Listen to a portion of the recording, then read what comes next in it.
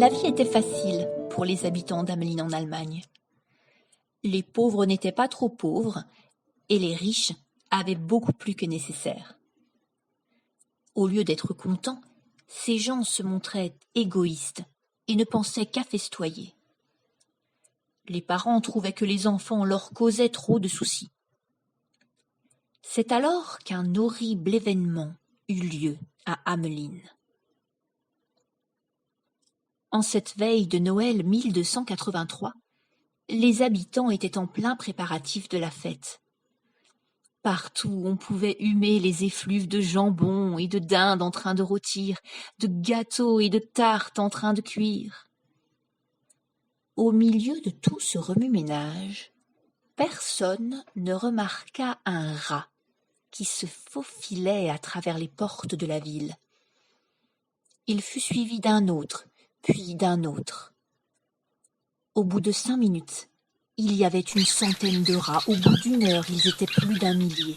Et bientôt, la ville entière fut envahie.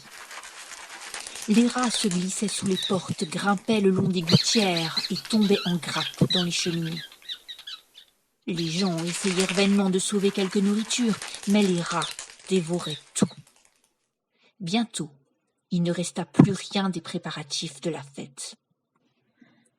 Au matin de Noël, les rats étaient partout, dans les armoires, sous les lits, dans les chaussures et jusque dans les berceaux. Épouvantés, les gens se rendirent à l'hôtel de ville pour demander au maire de faire quelque chose. Lors d'une réunion d'urgence, le maire et ses conseillers mirent au point un plan à base de pièges et de poisons pour débarrasser Amelin des rats. Hélas, les rats se montrèrent si malins et si vigoureux qu'ils évitèrent les pièges et dévorèrent le poison comme si c'était du sucre. Le 3e jour, il n'y avait plus rien à manger. Alors les rats dévorèrent les oreillers, les livres, les chaises et les tables. Ils poursuivaient les chiens et tuaient les chats. Ils mordaient les gens dans leur lit et personne ne pouvait plus dormir. Celui qui voulait s'habiller découvrait des rats nichés dans ses chaussures. Désespéré, le maire décida finalement d'offrir 1000 pièces d'or à la personne qui pourrait débarrasser la ville de ce fléau.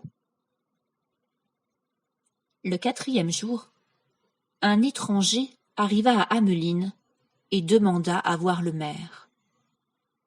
« J'ai entendu dire que vous offriez 1000 pièces d'or à celui qui délivrerait la ville de ces rats. » Le maire demanda. « Cela est vrai, mais qui êtes-vous » ? « On m'appelle le joueur de flûte. Je sais comment vous aider. » « Très bien, » acquiesça le maire. « Si vous pouvez nous débarrasser des rats, vous toucherez la récompense. » L'étranger quitta l'hôtel de ville et se dirigea vers la place du marché. Il commença à jouer une étrange mélodie sur une simple flûte en bois.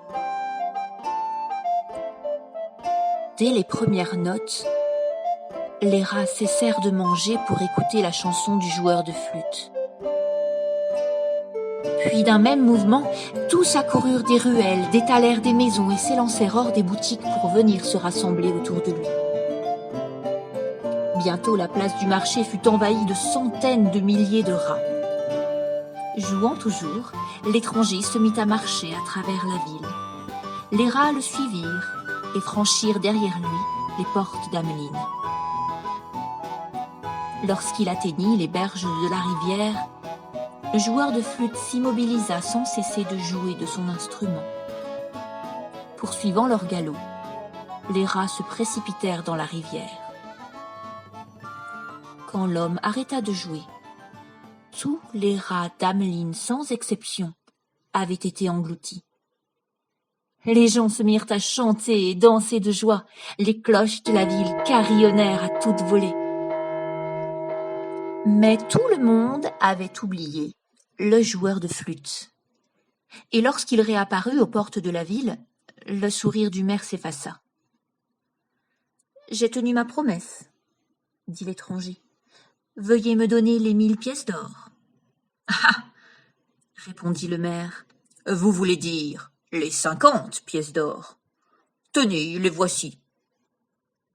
Nous étions d'accord pour 1000, pas pour 50, répartit le joueur de flûte. Ne manquez pas à votre promesse. Vous croyez que nous allons vous donner 1000 pièces d'or pour avoir joué un petit air de rien du tout sur votre flûte?